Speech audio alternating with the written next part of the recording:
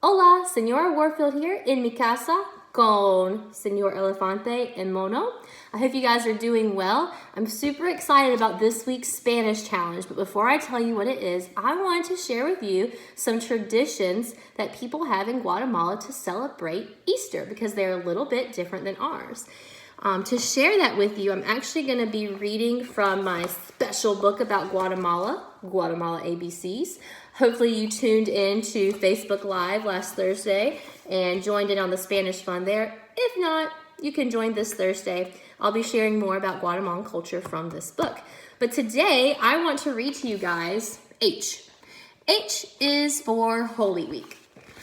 Guatemalans' most important Christian celebrations are held during the 7 days before Easter Sunday. This week is called Holy Week or Semana Santa. People walk in processions carrying huge decorated platforms. These platforms honor key events in Jesus' life. So, if you guys didn't know this already, I said it last Thursday too, but I used to live in Guatemala, and that's how I learned the bulk of my Spanish. And there was one year where I actually stayed in Guatemala to celebrate Easter. One thing that's really cool about Semana Santa in Guatemala is that everybody takes the week off. Here, different schools and universities, we all sometimes have a different spring break, right? Everyone might have Good Friday or Easter Monday off, but the week off in the spring is always different. Not in Guatemala. Everybody is off at the same time, so that's really cool.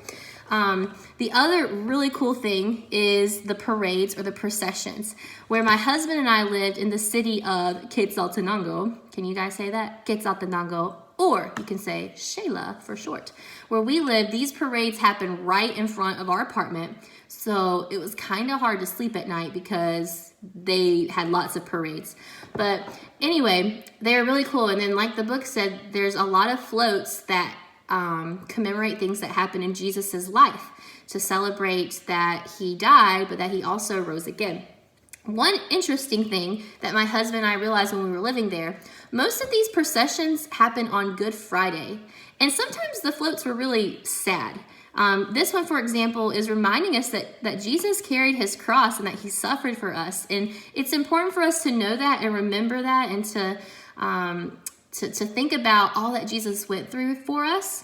But we also need to remember and celebrate that Jesus is alive. And so that was something that we remembered there. Like all these processions and things, there was sad music, and most of them happened on Friday and Saturday. But come Sunday, it was quiet and peaceful. And we were like, how come they don't do more and like have happy music? But that's just a tradition that they have.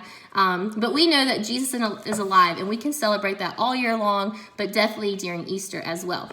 The other really cool thing, this is probably did I already say I had a favorite part of Semana Santa? I don't know. I have lots of favorite parts. The other really cool thing is what you see down here. These are called alfombras. Alfombra in Spanish means carpet.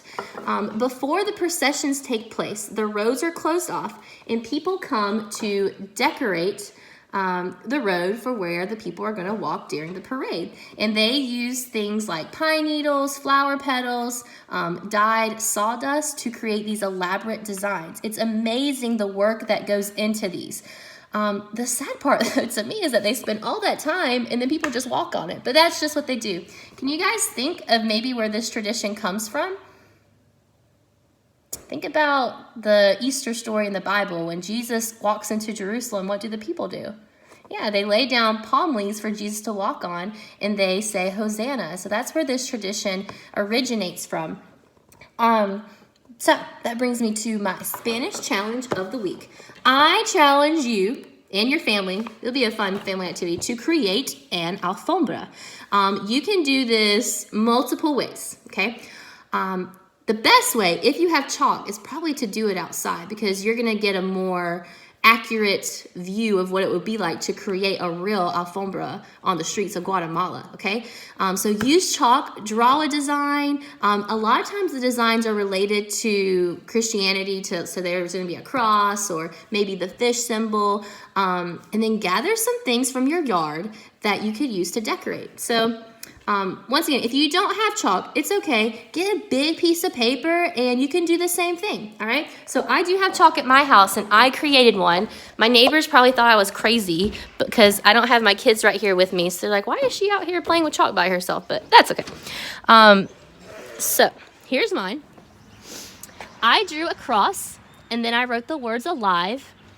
I also gathered some onions that grow in my yard. They're like weed onions. I don't have a garden.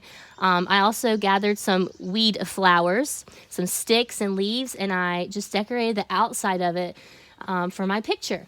So, yeah, that's all I got. Parents, if you have some flower beds or a garden that needs to be weeded out, this would be a great time to teach your kids how to do that. Then they can use the weeds to decorate their design. But I would love to see what designs you guys come up with. I'm also going to attach a video for you guys to watch to learn more about alfombras. Parents, feel free to Google alfombras to get out ideas on what your design could be. Remember that Guatemala and Spanish culture is very colorful. This is my Guatemalan sweatshirt, by the way. So make it as colorful as you can. And I hope this is a fun family activity like last week. Please take a picture of your creation and post it to the Padlet page so that we can see what you came up with. All right, if you have any questions, feel free to email me. Adios, nos vemos.